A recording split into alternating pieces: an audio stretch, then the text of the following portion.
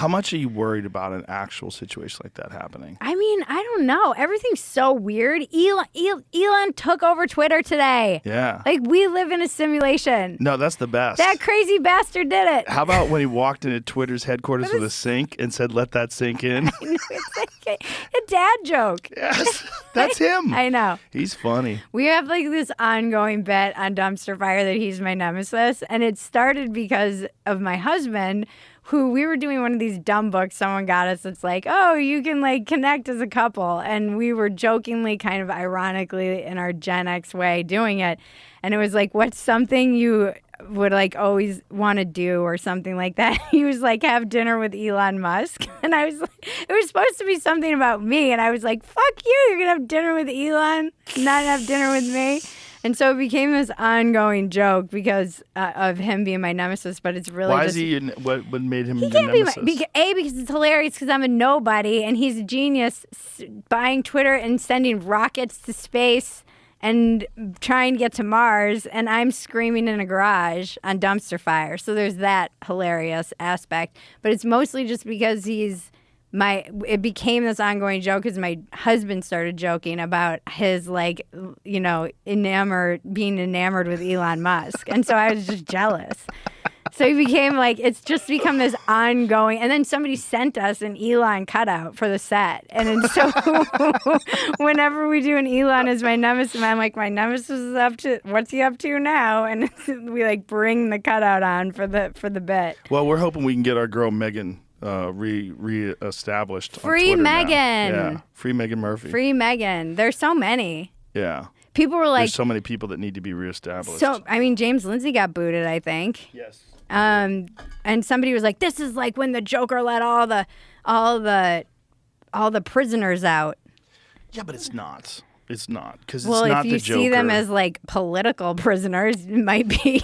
It's those are crazy paranoid people that have been also they've been enjoying the fact that it's an ideological thought bubble. Right. That Twitter has only enforced left-wing ideologies, and they've suppressed any conservative ideologies, even amongst reasonable, kind people that don't share the same ideology. That's fucking bad for our society. Yeah, it's bad. I'm not a huge proponent of like the parallel economies either. You know, I don't know that it's good. You know, you. What do you mean by parallel economies? This is like the term that everybody's using, particularly on the right, because, and it's valid, as these places like PayPal and financial institutions are saying you can't, you know, if you say this or step out of line, we're going to fine you. There's this idea that you're going to have to create a parallel economy in order to function, essentially. So don't give your money to, I mean, I think the Daily Wire did it with the razors. They had like Harry's razors. Yeah, they did, and Jeremy did some razors. So it's like, oh, don't give your money to people who hate you. Give your money to people who share your ideology. But then you have these, you know, the silos are forming where it's like, then everyone's over here and everyone who agrees is over here, and no one's forced to actually articulate their ideas or disagree with one another. It's just everyone like smelling their own farts.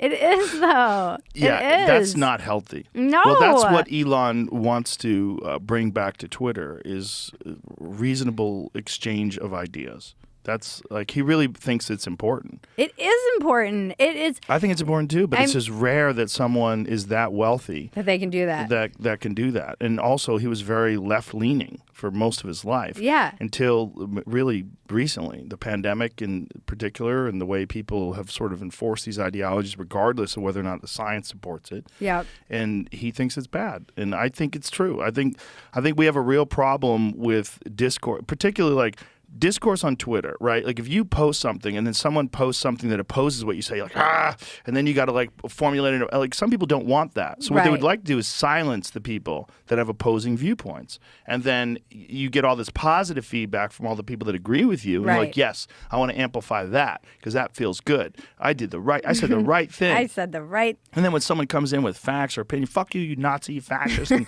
it's like, That's what people are doing now because it's a shit way to communicate.